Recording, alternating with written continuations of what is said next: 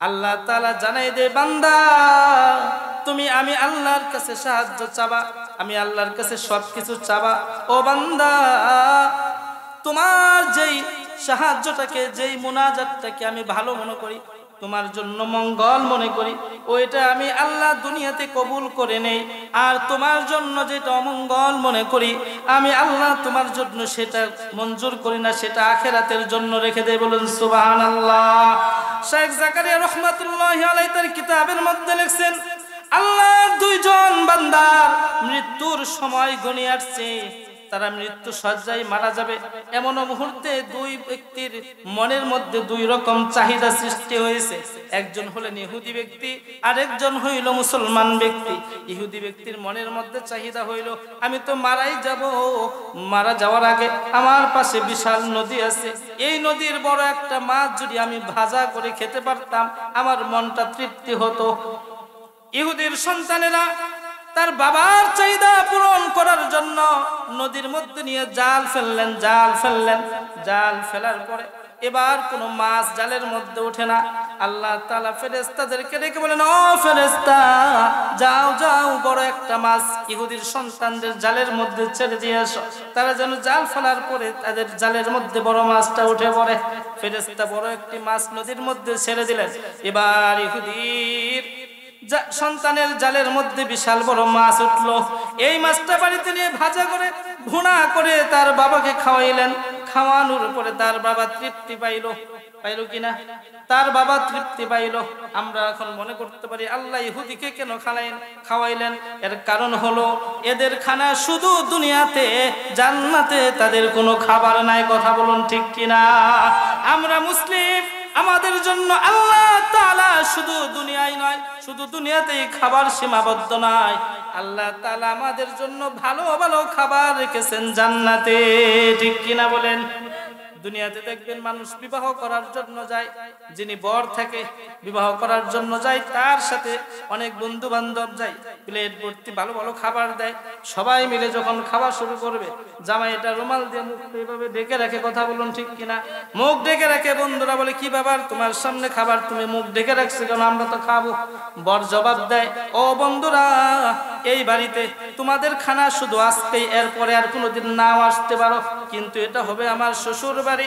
এই খাবার শুধু আজকে আমার জন্য সীমাবদ্ধ না, এরপরেও আমার জন্য এই বাড়িতে খাবার আছে। কথা বলুন ঠিক কিনা? এমনি ভাবে ইমানদারদেরকে আল্লাহ তাআলা জানাই দেয়, আল্লাহ তাআলা জানাই দেয় ইমানদারদের জন্য দুনিয়ার শুধু নিয়ামত না, আসল নিয়ামত আল্লাহ তাআলা ইমানদারদের জন্য রেখেছে জান্নাতে। বলুন সুবহানাল্লাহ। আমাদের প্রভু এক নবীর উম্মত, জীবন বিধানে ওই শিবানী কোরআন। ঠিক কিনা বলেন? আমাদের প্রভু এক নবীর উম্মত, জীবন বিধানে ওই শিবানী কোরআন। তবে কেন এক নাও হে মুসলমান, এক হও করিয়া হবান। ঠিক কিনা বলেন? তবে কেন এক নাও হে মুসলমান, এক হও করিয়া হবান। বাইতুল্লাহ এক, মদিনা শরীফ এক। কথা বলুন ঠিক কিনা?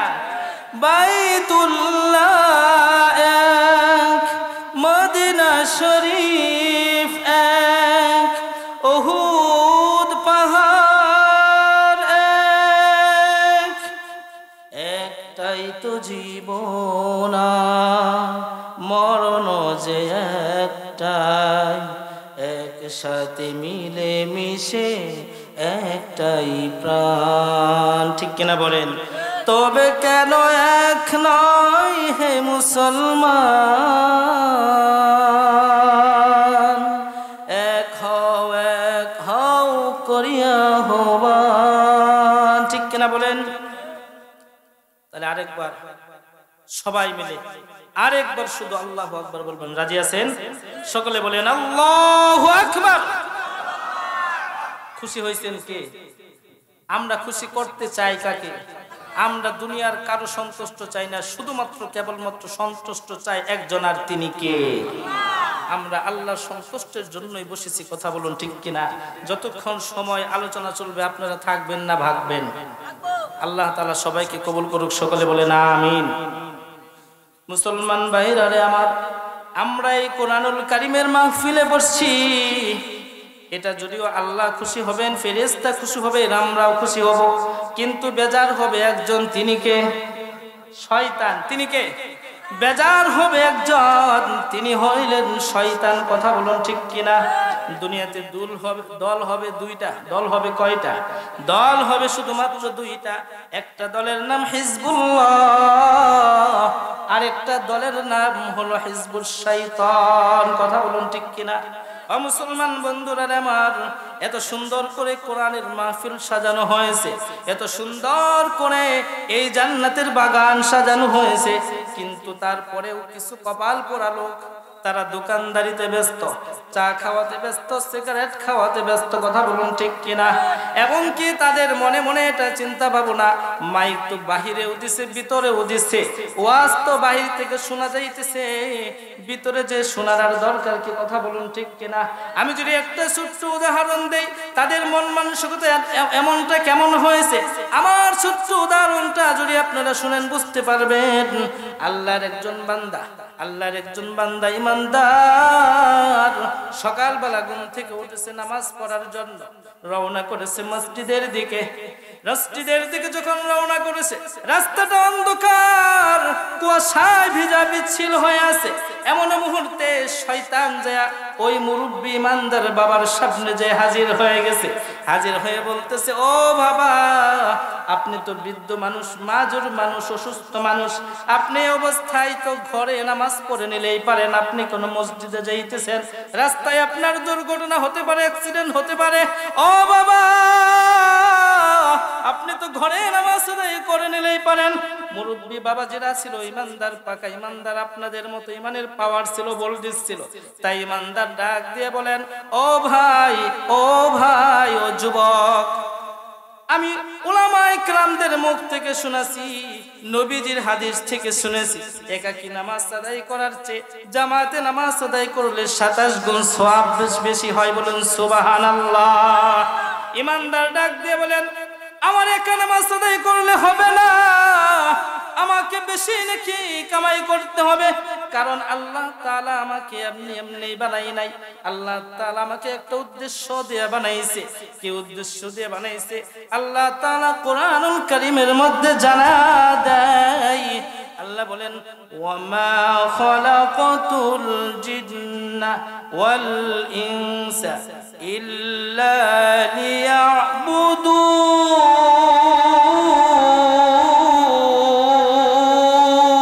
বলুন আল্লাহু আকবার। ইমানদার জবাব দেয়, আমাকে বড় জান্নাত পেতে হলে বেশি করে ইবাদত করতে হবে, আমাকে একা নামাজ আদায় করলে হবে না, মসজিদে জামাতের সাথে আদায় করতে হবে।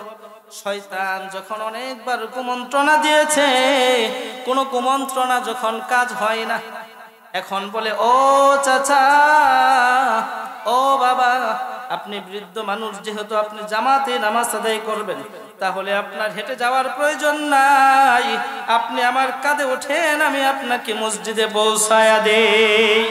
শয়তান এবার ইমানদার বৃদ্ধ বাবাকে তার পিঠে উঠাইয়া, কাঁধে উঠাইয়া মসজিদে নিয়ে যখন নামায়া দিছে, বাকি শয়তানরা চায় দেখে কি ব্যাপার, আমাদের জাতি ভাই, তার কাজ হলো মানুষ যেন মসজিদে আসতে না পারে, মানুষ যেন নেকের কাজ করতে না পারে, তার ডিউটি হলো এটা। শয়তানকে ডাক দিয়ে বলেন, ও ভাই শয়তান, তোমার ডিউটি হলো মানুষ যেন মসজিদে আসতে না পারে, নামাজ আদায় করতে না পারে, কিন্তু তুমি দেখি তাকে কাঁধে নিয়ে মসজিদে পৌঁছায়া দাও। শয়তান এবার জবাব দেয়, ও আমার জাতি ভাই, আল্লাহর এই বান্দাটা ইমানদার, আল্লাহর এই বান্দাটা মুত্তাকি, আল্লাহর এই বান্দাটা আল্লাহকে ভয় করে, তিনি ঘরে নামাজ আদায় করতে পারে না। আমি তাকে অনেকবার কুমন্ত্রণা দিয়েছি, দুঃখা দিয়েছি, আমি তাকে আটকায় রাখতে পারি নাই। আমি যখন দেখলাম তিনি হেঁটে হেঁটে মসজিদে আসতে, আমি আসমানের দিকে তাকায় দেখি আসমানের ফেরেশতাগুলো আল্লাহ তাআলার সাথে এই ব্যক্তির ব্যাপারে আলোচনা করতেছে। বলুন সুবহানাল্লাহ। এবং কি আল্লাহ তাআলা এই ব্যক্তির প্রতিটা কদমে কদমে 10টা করে নেকি লিখতেছে। বলুন আল্লাহু আকবার। শয়তান জবাব দেয়, আমি যখন দেখলাম এই ব্যক্তিটা হেঁটে হেঁটে মসজিদ পর্যন্ত আসলে তার প্রতিটা কদমে কদমে নেকি লেখা হয়ে যাবে, এই জন্য আমি তাকে আগলি দিয়া কাঁধে উঠাইয়া মসজিদে পৌঁছে দিলাম, যেন তার প্রতি কদমে নেকি লেখা না হয়। ও মুসলমান বন্ধু, এই শয়তান এখনো আছে নাকি নাই? জুড়ে বলেন, এই শয়তান এখনো আছে নাকি নাই? এই শয়তান আছে দেখেই তো রাস্তাঘাটে মানুষ, জান্নাতের বাগানে মানুষ নাই। কথা বলুন ঠিক কিনা? কারণ শয়তান জানে এই বাগানটা এমন একটা বাগান, যদিও আগে মাঠ ছিল, ক্ষেত ছিল, কিন্তু এই মুহূর্তে এই বাগানটা এটা হয়ে গেছে জান্নাতের বাগান। এখানে যেই প্রবেশ করবে তার গুনাহগুলো ক্ষমা করে দিবেন কে? এটা শয়তান জানে, এই জন্য তাদেরকে ঢুকতে দিতেছে না। আমরা সকলেই দোয়া করি আল্লাহ তাআলা তাদেরকে শয়তানের ধোঁকা থেকে বাঁচিয়ে জান্নাতের বাগানে ঢুকিয়ে দেখ। বলুন আমিন। ও মুসলমান বন্ধু, শয়তান আমাদেরকে কিভাবে ধোঁকা দেয়? আল্লাহর নবীর একজন সাহাবী হযরত আমির মুআবিয়া রাদিয়াল্লাহু তাআলা আনহু, তিনি তার জীবনে কোনোদিন তাহাজ্জুদ নামাজ ছাড়েন না।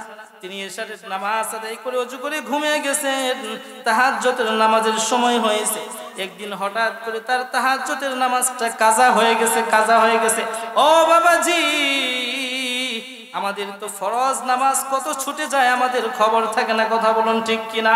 আমাদের উপর নামাজ ফরজ করা হয়েছে, কোরআন পড়া ওয়াজিব করা হয়েছে, কিন্তু আমরা এর ধার ধারেও যাই না। কত নামাজ আমরা ছেড়ে দেই। কিন্তু তিনারাও একজন মানুষ ছিলেন, মুসলমান ছিলেন। আল্লাহর নবীর সাহাবীরা এতটা গুরুত্ব দিতেন নামাজকে, তাহাজ্জুদের নামাজ পর্যন্ত ছাড়তেন না। একদিন তার তাহাজ্জুদের নামাজ কাজা হয়ে গেছে। ওঠার পর ফজরের নামাজ আদায় করিয়া চোখের পানিগুলো ছেড়ে ছেড়ে এমন ভাবে কান্না শুরু করেছে যেন তার ভারী ঘর সব কিছু আগুনে পড়ে ধ্বংস হয়ে গেছে। এমন কান্না তিনি করলেন। জোহরের উঠতে কান্না করেন, আসরের পরেও কান্না করেন, মাগরিবের পরেও কান্না, এশারের পরেও কান্না। আবার তিনি কান্না করতে করতে ঘুমিয়ে গেছেন। পরের দিন আবার তাহাজ্জুদের সময় হয়েছে। আল্লাহর বান্দার কে যেন তার মাথার মধ্যে হাত বুলায় রেখে বলতেছেন, হুজুর উঠেন উঠেন, আপনার তাহাজ্জুদের সময় হয়েছে। বলুন আল্লাহু আকবার। তাহাজ্জুদের সময় হয়ে গেছে। হুজুর এবার ঘুম থেকে উঠিয়া তাকিয়ে দেখেন তার ঘরের দরজা জানালা সব কিছু বন্ধ। আমার ঘরের ভিতরে মানুষ কোথায় থেকে আসলো, কার আওয়াজ? এবার হুজুর জবাব দেয়, ও যুবক তুমি কে? আমার ঘরে তুমি কোন দিক দিয়ে প্রবেশ করলা? আমার ঘরের দরজাও বন্ধ, জানালাও বন্ধ। এবার জবাব দেয়, হুজুর আমি কোনো মানুষ না, আমি হইলাম শয়তান। কে? শয়তান। শয়তানের কাজ মানুষকে নামাজ থেকে বিরত রাখা, কিন্তু তাহাজ্জুদ করার জন্য আবার জাগ্রত করে দেয়। রহস্য আছে কি নাই বলবো? খারাপ লাগতেছে? এবার শয়তানকে হুজুর বলেন, ও শয়তান তুমি আমার ঘরে কোন দিক দিয়ে প্রবেশ করছো? শয়তান জবাব দেয়, হুজুর আপনার ঘরে ঢোকার মতো অনেক রাস্তা আমার জন্য খোলা আছে, আমি ঢুকেছি। এবার হুজুর বলে, কেন আসছো বলো, কেন আসছো? শয়তান বলে, হুজুর আপনি গতকালকে নামাজ পড়তে পারেন নাই, তাহাজ্জুদের নামাজ পড়তে পারেন নাই, আপনি যেন তাহাজ্জুদের নামাজ পড়েন, এই জন্য আমি আপনাকে জাগাইতে আছি। হুজুর বলে, না না, শয়তানের কাজ এটা নয়। শয়তানের কাজ হলো মানুষকে নেক আমল থেকে দূরে রাখা, মানুষকে নেক আমল থেকে বাহির করা। কথা বলুন ঠিক কিনা? এটা শয়তানের কাজ নয়, নিশ্চয়ই রহস্য আছে। এবার শয়তানকে শক্ত করে ধরছে, ধরে বলে ও শয়তান জবাব দে কেন আমাকে জাগাইছিস? এবার শয়তান জবাব দেয় হুজুর আপনি গতকালকে তাহাজ্জুদের নামাজ আদায় করতে পারেন নাই, এই জন্য আপনি যে পরিমাণ কান্না করেছেন আপনার কান্নার মধ্য দিয়ে আল্লাহ তাআলা আপনাকে তাহাজ্জুদ করার চেয়ে বেশি নেকি দিয়া দিয়েছে। বলুন সুবহানাল্লাহ। বলে হুজুর আপনি যে কান্না দিয়েছেন আপনার এই কান্নার কারণে তাহাজ্জুদ নামাজ পড়ার চেয়ে বেশি সওয়াব আল্লাহ আপনার আমলনামায় দিয়েছে। বলুন সুবহানাল্লাহ। এবার শয়তান জবাব দেয় হুজুর আমি চিন্তা করলাম আপনি নামাজ কাজা হওয়ার কারণে কান্না করে যে নেকি কামাইছেন, আজকেও যদি আপনার নামাজ কাজা হয়ে যায় তাহলে তো আপনি আজকেও আবার কান্না করবেন। এই জন্য আমি শয়তান আপনাকে জাগিয়ে দিলাম যেন কান্নাকাটি করে বেশি নেকি আমল করার চেয়ে নামাজ পড়ে কম নেকি কামান। শয়তান আমাদেরকে এভাবে ধোঁকা দেয়, কিন্তু আমরা হলাম এমন মুসলমান, আমরা হলাম এমন কবর বড় মুসলমান, আমাদের ঘর আছে কবর ঘরের খবর নাই। কথা বলুন ঠিক কিনা? আমাদের ঘর আছে কবর ঘরের খবর নাই, উম্মত আছে সুন্নতের খবর নাই। কথা বলুন ঠিক কিনা? গুনাহ আছে তাওবা নাই। কথা বলুন ঠিক কিনা? আমরা হলাম এমন মুসলমান, শুধু নামে মুসলমান কিন্তু কামে একটু না। আমি আজকে আপনাদেরকে ছোট্ট একটা আমল শিখাই দিয়ে যাব, যে আমলটা করলে সারাটা দিন আপনার ইবাদতের মধ্যে গণ্য হবে। বলেন সুবহানাল্লাহ। এটা বলবো, সামনে বলবো, আপনারা থাকবেন না ভাগবেন? খারাপ লাগতেছে বলবো? তাহলে আরেকবার একটা তাকবীর দেন যেন মানুষ বুঝে যে আপনারা ঘুমান নাই, জাগ্রত আছেন। দিবেন তো ইনশাআল্লাহ? নারায়ে তাকবীর। মাশাআল্লাহ মাশাআল্লাহ। শয়তান এভাবে মানুষকে ধোঁকা দেয়। এই শয়তান থেকে বাঁচানোর উপায় আল্লাহ তাআলা আমাদেরকে শিখায় দিয়েছেন। আল্লাহ তাআলা বলেন ও বান্দারা তোমরা শয়তানের ধোঁকা থেকে বাঁচার জন্য সবাই একবার আমার সাথে জবানে জবান মিলিয়ে পড়ুন আউযু বিল্লাহি মিনাশ শাইতানির রাজীম। আল্লাহ তাআলা শিখাই দিলেন তোমরা শয়তানের ধোঁকা থেকে বাঁচার জন্য আউযু বিল্লাহ বলে আল্লাহ তাআলার কাছে সাহায্য চাও। আমরা সাহায্য চাবো কার কাছে? আল্লাহর কাছে। যত বিপদ হোক, যত আপদ হোক, যা কিছু হোক না কেন আমাদের সকল কিছুর জন্য সাহায্য চাবো আমরা আল্লাহর কাছে। কথা বলুন ঠিক কিনা? কিন্তু এক শ্রেণীর মানুষ বলে হুজুর আমি অনেক দোয়া করি, অনেক চাই, আমার একটাও কবুল হয় না। আমি অনেক বলি, অনেক চাই, আমার কোনোটাই কবুল হয় না। আল্লাহ তাআলা জানাই দে বান্দা আমি আল্লাহর কাছে সাহায্য চাবা, আমি আল্লাহর কাছে সবকিছু চাবা। ও বান্দা তোমার যেই সাহায্যটাকে, যেই মুনাজাতটাকে আমি ভালো মনে করি, তোমার জন্য মঙ্গল মনে করি, ওইটা আমি আল্লাহ দুনিয়াতে কবুল করে নেই। আর তোমার জন্য যেটা অমঙ্গল মনে করি আমি আল্লাহ তোমার জন্য সেটা মঞ্জুর করি না, সেটা আখিরাতের জন্য রেখে দেই। বলুন সুবহানাল্লাহ।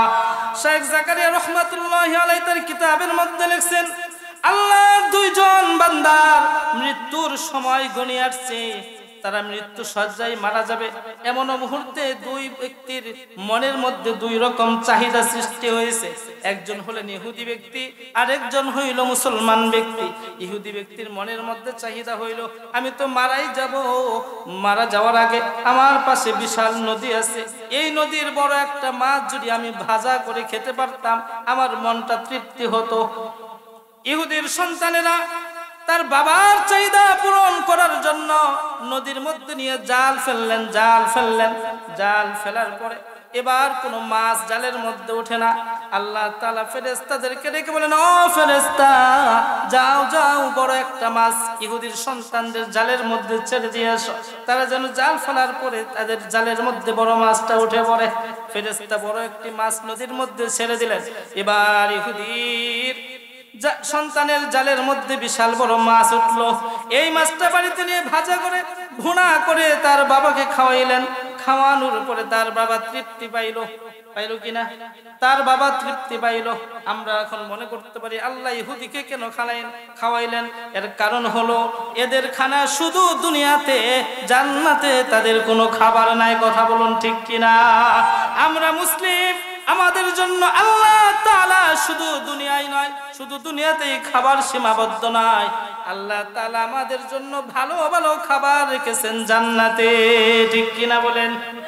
দুনিয়াতে দেখবেন মানুষ বিবাহ করার জন্য যায়, যিনি বর থাকে বিবাহ করার জন্য যায়, তার সাথে অনেক বন্ধু বান্ধব যায়, প্লেট ভর্তি ভালো ভালো খাবার দেয়। সবাই মিলে যখন খাওয়া শুরু করবে, জামাই এটা রুমাল দিয়ে মুখটা এভাবে ঢেকে রাখে। কথা বলুন ঠিক কিনা? মুখ ঢেকে রাখে। বন্ধুরা বলে কি ব্যাপার, তোমার সামনে খাবার, তুমি মুখ ঢেকে রাখছো কেন? আমরা তো খাবো। বর জবাব দেয়, ও বন্ধুরা, এই বাড়িতে তোমাদের খানা শুধু আজকেই, এরপরে আর কোনোদিন নাও আসতে পারো, কিন্তু এটা হবে আমার শ্বশুর বাড়ি। এই খাবার শুধু আজকে আমার জন্য সীমাবদ্ধ না, এরপরেও আমার জন্য এই বাড়িতে খাবার আছে। কথা বলুন ঠিক কিনা? এমনি ভাবে ইমানদারদেরকে আল্লাহ তাআলা জানাই দেয়, আল্লাহ তাআলা জানাই দেয় ইমানদারদের জন্য দুনিয়ার শুধু নিয়ামত না, আসল নিয়ামত আল্লাহ তাআলা ইমানদারদের জন্য রেখেছে জান্নাতে। বলুন সুবহানাল্লাহ। ও মুসলমান বন্ধু, ইহুদি ব্যক্তির মনের চাহিদা পূরণ হয়ে গেল। এবার মুসলিম ব্যক্তির মনের মধ্যে চাহিদা জয়তুনের তেল দিয়ে রুটি ভেজে খাবে। এমন তো অবস্থায় সন্তানেরা বাজার থেকে আটা নিয়ে আসছে, তেল নিয়ে আসছে, সবকিছু আটার খামিরা বানাইছে, রুটিও বানাইছে। এবার তায়ের মধ্যে দিয়ে সেকবে। এমত অবস্থায় আল্লাহ ফেরেশতাদেরকে রেখে বলেন, ও ফেরেশতা যাও, ওই তেলের বোতলটা ভেঙে তেলগুলো ফেলে দাও, যেন আমার বান্দা রুটি খেতে না পারে। ফেরেশতারা এসে এবার তেলের বোতলটা জমিনের মধ্যে ফেলে দিল। ইহুদির সন্তানেরা তেল দিয়ে আর রুটি ভাজতেও পারলো না, তার বাবা রুটি খেতেও পারলো না। এমতো অবস্থায় তার মৃত্যুর সময় এসে গেছে, তিনি ইন্তেকাল করলেন। এবার ফেরেশতারা ডাক দিয়ে কয়, ও আল্লাহ, তোমার মহিমা বুঝি না? ইহুদি ব্যক্তি তোমাকে ডাকে না, তোমার ইবাদত করে না, তোমার কালেমাকেও গ্রহণ করলো না, তুমি তাকে এত সুন্দর করে তার মনের ইচ্ছাটা পূরণ করলা, তাকে খাওয়াইলা। ওগো আল্লাহ, এই ব্যক্তিটা তোমাকে ডাকে, তোমার উপর ঈমান আনছে, তোমার ইবাদত করে, কিন্তু তার মনের চাহিদা তুমি কেন পূরণ করলা না? এবার আল্লাহ তাআলা ডাক দিয়ে কয়, ও ফেরেশতা, আমার এই বান্দাটা ছিল মুত্তাকি, কিন্তু দুনিয়ায় চলতে যায় শয়তানের দোকায় পড়ে কিছু গুনাহ করে ফেলছে, তার মৃত্যুর সময় হয়ে গেছে। একটা ইচ্ছা চাহিদা, আমি এটাকে জমা রেখে শাস্তি দেওয়া হবে।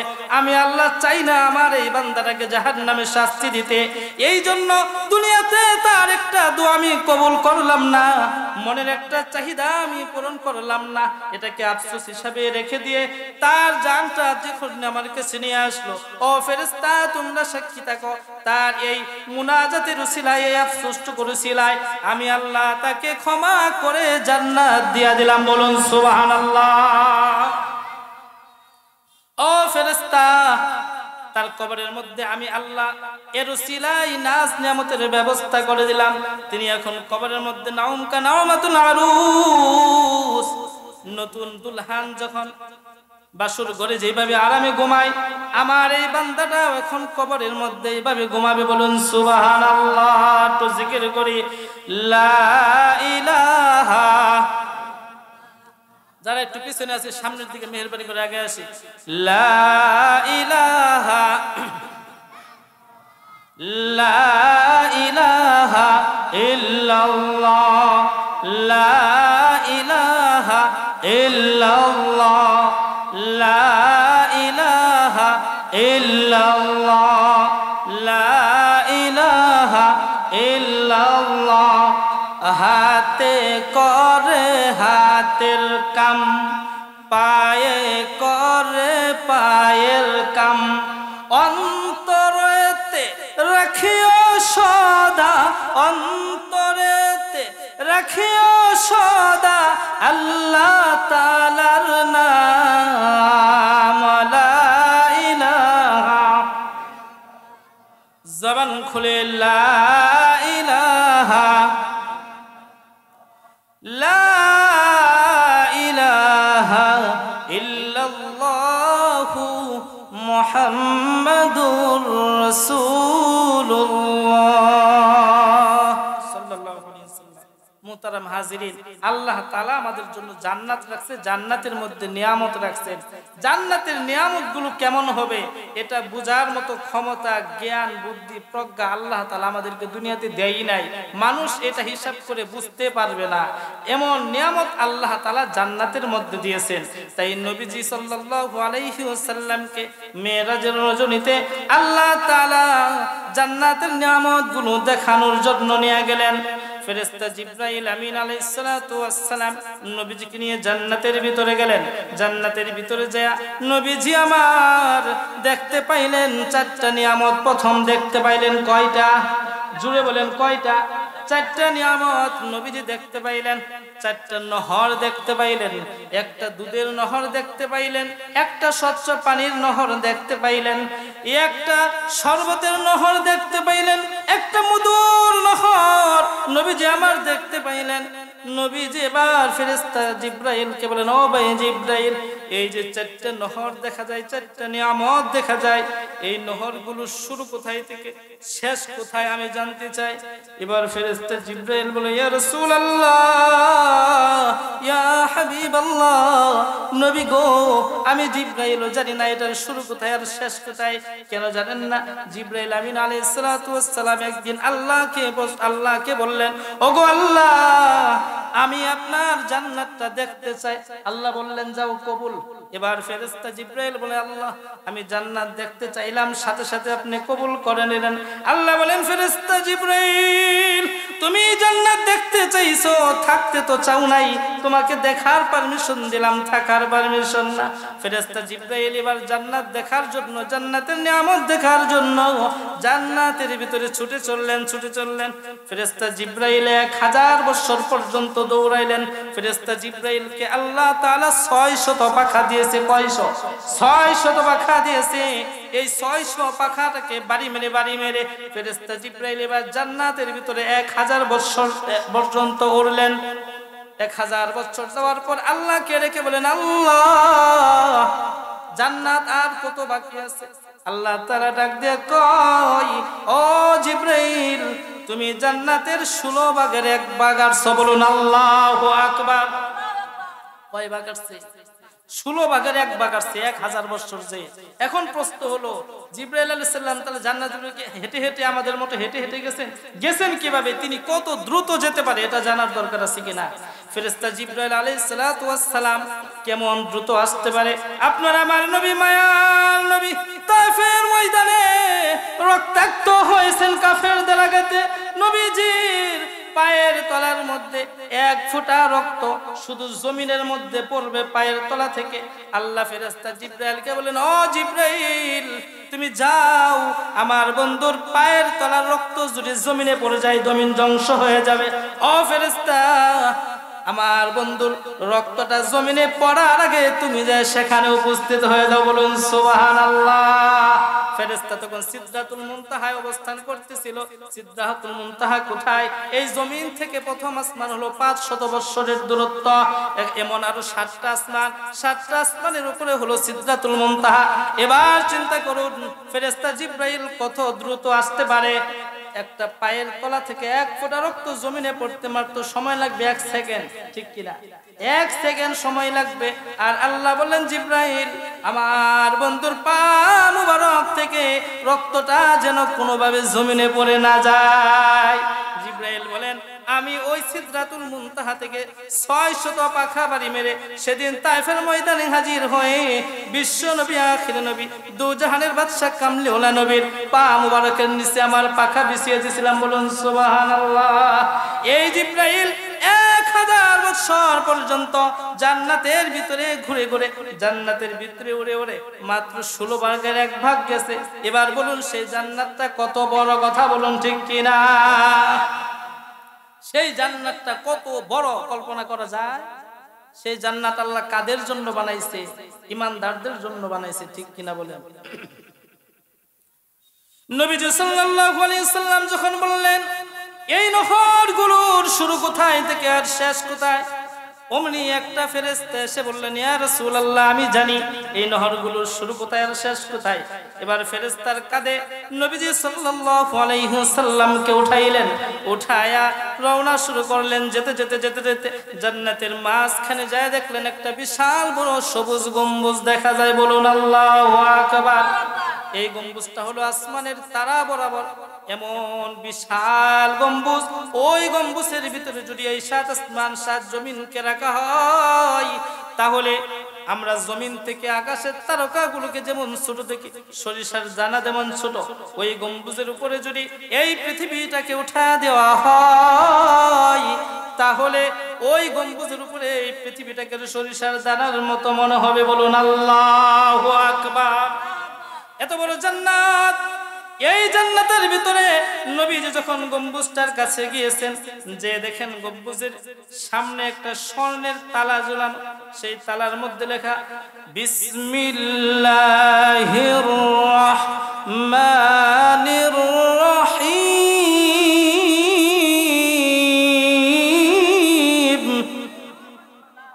নবীজি দেখেন সেখানে বিসমিল্লাহ লেখা। বলেন, ও জিব্রাইল, এই তালা কিভাবে খুলবো?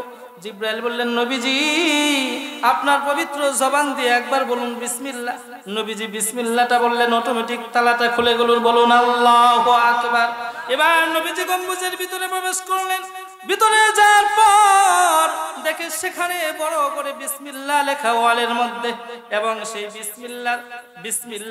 বিসমিল্লাহর মিম থেকে একটা নহর চালু হয়েছে, আল্লাহর শব্দের হাত থেকে একটা নহর চালু হয়েছে, রহমানের নুন থেকে একটা নহর চালু হয়েছে, রহিমের মিম থেকে একটা নহর চালু হয়েছে। বলুন সুবহানাল্লাহ। ও মুসলমান বন্ধু, নবী এবার বলেন, এই নহরগুলো শেষ কোথায়? ফেরেশতা আবার নবীজিকে কাঁধে উঠাইয়া রওনা করলেন। যাইতে যাইতে একটা জায়গার মধ্যে গেলেন। যাওয়ার পরে দেখেন বিশাল বড় একটা কূপ, যার নাম হলো হাউজে কাউসার। বলুন আল্লাহু আকবার। ফেরেশতা বলেন, ও নবীজি, এই নহরটা এই মিনার থেকে শুরু হয়েছে আর হাউজে কাউসার যায় শেষ হয়েছে। হাউজে কাউসারটা কি জিনিস? নবীজি আমার মক্কার কাফের বেঈমানদের অত্যাচারে যখন অতিষ্ঠ হয়ে গেল, নবীজি সাল্লাল্লাহু আলাইহি ওয়াসাল্লামের অনেকগুলো ছেলে সন্তান ছিল, মেয়ে সন্তান ছিল, কিন্তু আল্লাহ তাআলা নবীজির সকল ছেলে সন্তানগুলোকে দুনিয়া থেকে নিয়ে গিয়েছে। এবার মক্কার কাফেররা খুশি হয়ে গেল, মুহাম্মদের বিরোধিতা আর করার দরকার নাই। কেন? কারণ পূর্বে যত নবী ছিল সমস্ত নবীদের সন্তান ছিল, এবং তার পরবর্তী নবুয়ত পেয়েছে তার সন্তানরা। কথা বলুন ঠিক কিনা? মুহাম্মদের তো কোনো ছেলে সন্তান নাই, নির্বংশ, তার ঘরে বাতি দেওয়ার লোক নাই, মুহাম্মদের পরে আর ইসলাম থাকবে না। মক্কার কাফেরদের মধ্যে এরকম আলোচনা শুরু হয়ে গেল। আল্লাহ তাআলা সাথে সাথে কুরআনুল কারীমের সূরা কাউসার নাযিল করে দিলে। বলুন আল্লাহু আকবার। আল্লাহ তাআলা নবীজিকে সান্ত্বনা দিলেন, ইন্না আ'তাইনাকাল কাউসার ফাসাল্লি লিরাব্বিকা ওয়ানহার ইন্না শানিআকা হুয়াল আবতার। বলুন আল্লাহু আকবার। আল্লাহ তাআলা এবার বিশ্ব নবীকে রেখে বলেন, ওগো নবীজি, আপনি মন খারাপ করবেন না, কষ্ট করবেন না, কষ্ট পাবেন না। আপনার সকল সন্তানগুলোকে আমি কেন দুনিয়াতে রাখলাম না, নিয়ে আসলাম জানেননি? ওগো পয়গম্বর, দুনিয়াতে আমার আরো যত পয়গম্বর ছিল, ইয়াকুবের ছেলে ইউসুফকে আমি নবুয়ত দিয়েছিলাম। কথা বলুন ঠিক কিনা? এমনি ভাবে ইব্রাহিম আলাইহিস সালামের পুত্র ইসমাইলকে নবী বানাইছিলেন। ঠিক কিনা বলেন? এইভাবে দাউদ নবীর সন্তান সুলাইমান আলাইহিস সালামকে পয়গম্বর বানাইছে। আল্লাহ তাআলা বলেন, মা কানা মুহাম্মাদুন আবা আহাদিম মির রিজালিকুম ওয়ালাকির রাসূলুল্লাহি ওয়া খাতামান নবিয়্যিন। আল্লাহ তাআলা বলেন, ওগো নবীজি, আপনাকে দিয়ে আমি নবুয়তের দরজায় তালা মেরে দিলাম। ওগো নবীজি, আপনার পরে জমিনে আর কোন নবী আসবে না, আপনি হইলেন শেষ নবী। বলুন আল্লাহু আকবার। আমরা কার উম্মত? শেষ নবীর উম্মত। কথা বলুন ঠিক কিনা? কিন্তু মুসলমান এখনো দুনিয়াতে কিছু বেঈমান আছে আমার নবীকে অস্বীকার করে, তারা নিজেদেরকে নবী দাবি করে। কথা বলুন ঠিক কিনা? আমরা মানি না শেষ নবী মুহাম্মদুর রাসূলুল্লাহ ছাড়া আর কাউকে মানি না। কথা বলুন ঠিক কিনা? ও মুসলমান, ইমানি শক্তি দিয়ে বলবেন, ইমানি পাওয়ার দিয়ে বলবেন, আমার নবীর পরে আর কোন নবী জমিনে আছে না? এখন আমার সাথে সবাই বলবেন, নবীর পরে নবী নাই, সংসদে আইন চাই। কথা বলুন ঠিক কিনা? যেখানে আল্লাহ তাআলা নিজে বলে দিলেন আপনার পরে আর কোন নবী আসবে না, এই জন্য নবুয়তের দরওয়াজায় আমি তালা লাগাই দিলাম। ওগো নবীজি, ওগো হাবিব, ওগো বন্ধু, আপনি হইলেন শেষ নবী, আপনি মন খারাপ করবেন না। এই জন্য আমি আপনার সন্তানগুলোকে দুনিয়াতে রাখি নাই, আগেই নিয়ে আসছি। বলুন আল্লাহু আকবার। এবার নবীজিকে বলেন, ওগো নবীজি, আপনার মন খারাপের কারণ নাই, আপনাকে আমি একটা হাদিয়া দিয়ে দিলাম, সেই হাদিয়াটার নাম হলো হাউজে কাউসার। ওগো নবীজি, এই হাদিয়াটা আমি কোনো পয়গম্বরকে দেই নাই, কোনো পয়গম্বরদের উম্মতদেরকেও দেই নাই। ওগো নবীজি, ওগো হাবিব, এই হাদিয়াটা শুধু আমি আপনার এবং আপনার উম্মতের জন্য রেখেছি। বলুন সুবহানাল্লাহ। নবী বড় মায়ার নবী তো। এবার আল্লাহকে জিজ্ঞাসা করে, আল্লাহ, আমার উম্মত এই হাউজে কাউসার পান করবে, এই হাউজে কাউসারটা কেমন? নবীজি বলেন, কিয়ামতের কঠিন ময়দানে মানুষগুলো যখন পিপাসায় কাতর হয়ে যাবে, জমিনটা তামা হয়ে যাবে, মাথার মজকগুলো খসে খসে পড়ে যাবে, মানুষ পিপাসার্ত হয়ে যাবে, ওই মুহূর্তে কেউ যদি আমার নবীর হাতে এক পেয়ালা হাউজে কাউসার পান করতে পারে, পরবর্তী আর 50,000 বছর পর্যন্ত তার কোনো পিপাসা হবে না। এই হাউজে কাউসার যখন আমার নবীজিকে দিয়েছে, নবী আমার খুশি হয়েছেন। খুশি হয়ে বলেন, আল্লাহ, আমি শুকরিয়া আদায় করি, আলহামদুলিল্লাহ।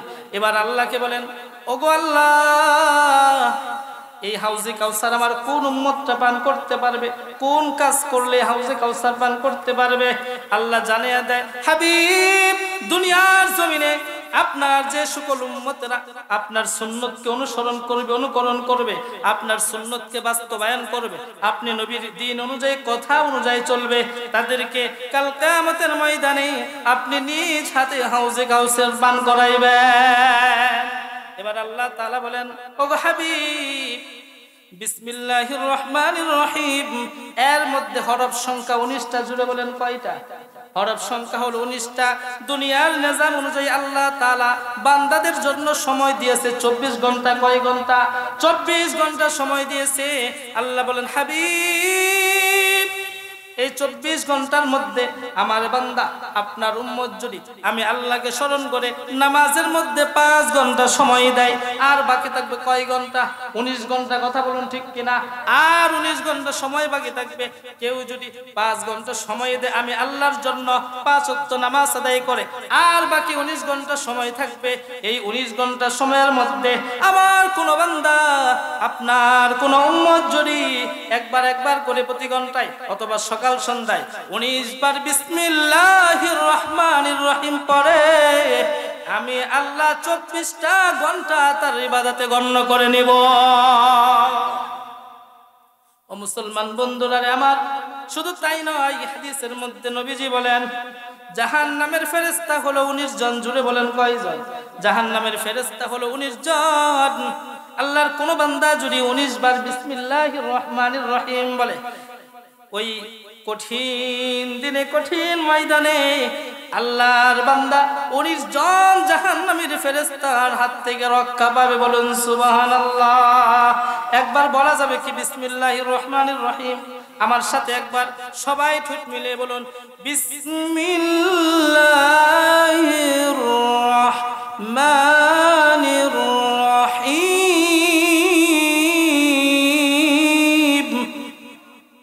এই বিসমিল্লাহ শিক্ষা দেওয়া হয় কোথায়? মাদ্রাসায়। এই যে জয়মুন্নিসা রস্তম নুরানিয়া হাফিজিয়া মাদ্রাসায় বিসমিল্লাহ শিক্ষা দেওয়া হয়। কথা বলুন ঠিক কিনা? এই বিসমিল্লাহ এখানে শিক্ষা দেওয়া হয়। কেন শিক্ষা দেওয়া হয় বিসমিল্লাহ? বলবো। আল্লাহর নবীর পয়গম্বর হযরতে মূসা আলাইহিস সালাতু ওয়াস সালাম রাস্তা দিয়ে যাইতেছেন। তাফসীরে কাবীরের মধ্যে আসছেন মূসা পয়গম্বর রাস্তা দিয়ে যায়, যাওয়ার সময় দেখতে পেলেন হঠাৎ করে একটা কবর সামনে পড়লো। তার কবরের মধ্যে আল্লাহর বান্দার বিশাল আযাব হচ্ছে, বিশাল আযাব হচ্ছে। পয়গম্বর মূসা কবরটা পাস করে সামনে চলে গেলেন। কিছুক্ষণ পর আবার ওই রাস্তা দিয়ে যখন ফিরলেন, মূসা পয়গম্বর কবরের পাশে এসে দেখলেন কবরের মধ্যে এখন আযাব নাই, কবরের আযাব বন্ধ হয়ে গেছে। মূসা পয়গম্বর কবরবাসীকে ডাক দিয়ে বলেন, ও কবরবাসী, আমি যাওয়ার সময় দেখলাম তোমার কবরের মধ্যে আযাব হইতেছে, এখন আবার দেখি তোমার কবরে আযাব নাই, কি কারণে তোমার আযাব বন্ধ হয়ে গেল, আবার কি কারণে আযাব হলো? কবরবাসী কবরের ভিতর থেকে জবাব দেয়, ও পয়গম্বর মূসা, আমি দুনিয়ায় থাকা অবস্থায় আমার বিবির ওরসে একটা সন্তান গর্ভে রেখা অবস্থায় আমি মারা যাই, এরপরে আমার কবর হয়ে যায়। দুনিয়াতে আমি তেমন কোনো ভালো কাজ করতে পারি নাই, দুনিয়াতে তেমন কোনো ইবাদত আমি করতে পারি নাই, তাই কবরের মধ্যে আমার আযাব শুরু হয়ে গিয়েছিল। আমার যে সন্তানটা বিবির পেটে রেখে আমি মারা যাই, এই সন্তানটা প্রসব হয়েছে, আস্তে আস্তে বড় হয়েছে, 5 বছর 6 বছর বয়স হয়েছে। এরপরে আমি ওসিয়ত করেছিলাম আমার সন্তানটাকে যেন মাদ্রাসায় পড়ানো হয়। আমার সন্তানটাকে আমার বিবি নিয়ে আজকে মাদ্রাসায় ভর্তি করে দিয়ে আসছে। আমার সন্তানটা মাদ্রাসায় যাওয়ার পর তার উস্তাদ সর্বপ্রথম তাকে সবক দিয়েছে বিসমিল্লাহির রহমানির রহিম। আমার সন্তান যখন উস্তাদের সাথে জবান মিলিয়ে বিসমিল্লাহটা পড়েছে, আল্লাহ তাআলা ফেরেশতাদেরকে ডেকে বলেন, ও ফেরেশতা, এই সন্তানটা কার? বলল, ওই যে কবরের মধ্যে আযাব হয় তার। সন্তান তার জবান দিয়ে কি বলে? বলে বিসমিল্লাহ। আল্লাহ কার নাম? জোরে বলেন। ফেরেশতাদেরকে বলে কার নাম নাই? বলে আল্লাহ, আপনার নাম নাই। এরপরে আল্লাহ জবাব দেয়, রহমান কার নাম? আল্লাহকে ফেরেশতারা জবাব দেয়, আল্লাহ রহমান আপনার নাম। রহিম কার নাম? রহিম আপনার নাম। এবার আল্লাহ তাআলা ফেরেশতাদেরকে ডেকে বলেন, ও ফেরেশতা, যেই ছোট্ট শিশু বাচ্চাটা তার জবান দিয়ে আমি আল্লাহর নাম নেই, আমাকে রহমান বলে স্বীকৃতি দেয়, আমাকে রহিম বলে স্বীকৃতি দেয়, তার পিতার কবরে আযাব হবে, এটা হতে পারে না। ও ফেরেশতা, সাক্ষী থাকো, এই বাচ্চার জবান থেকে রহমান আর রহিম স্বীকৃতি দেওয়ার কারণে আমি আল্লাহ এই মুহূর্তে তার বাবার কবরে আযাব মাফ করে দিলাম। আর জোরে বলুন আল্লাহু আকবার। আরেকবার বলুন আল্লাহু আকবার। এই বিসমিল্লাহ আমরা পড়বো তো ইনশাআল্লাহ, আমাদের সন্তানকে শিখাবো তো ইনশাআল্লাহ। কিন্তু বর্তমানে ভেজাল মুসলমান সমাজের মধ্যে পড়ে গেছে, সংসদ থেকেও বিসমিল্লাহ তুলে দিতে চাই, কথা বলুন ঠিক কিনা? এই বিসমিল্লাহ সমাজের মধ্যে বাস্তবায়ন করতে চাইলে মাদ্রাসার দরকার আছে কি নাই? জুড়ে বলেন আছে কি নাই? আপনারা কি মাদ্রাসার পক্ষে না বিপক্ষে? জুড়ে বলেন পক্ষে না বিপক্ষে? কেন পক্ষে থাকবেন? কারণ ওই যে প্রথম স্বীকারোক্তি দিয়েছেন আপনারা কোন দলের লোক? হিজবুল্লাহ। কোন দলের লোক? জোরে বলেন কোন দলের লোক? হিজবুল্লাহ। এটা মনে আপনারা বুঝবেন না যে হুজুর কিসের হিজবুল্লাহ বলতেছে, এটা মনে মানুষের নাম না। না, ঘরের নাম বাইতুল্লাহ, মালিকের নাম আল্লাহ, ডিজাইনারের নাম রুহুল্লাহ, রাজমিস্ত্রির নাম খলিলুল্লাহ, সহকারী রাজমিস্ত্রির নাম জবিহুল্লাহ। যিনি বলেছেন তিনি হলেন হাবিবুল্লাহ, যেখান থেকে বলেছেন কিতাবুল্লাহ, যাদেরকে বলেছেন যারা গ্রহণ করেছেন তারা হলেন আব্দুল্লাহ। আব্দুল্লাহদের দলের নাম হলো হিজবুল্লাহ। বলুন আল্লাহু আকবার। হিজবুল্লাহর দলের লোক কিনা চিনবেন কিভাবে? হিজবুল্লাহর দলের লোকেরা তাদের সকল কাজের শুরুতে, সকল কাজের আগে জবান দিয়ে বলবে বিসমিল্লাহ। বলুন আল্লাহু আকবার।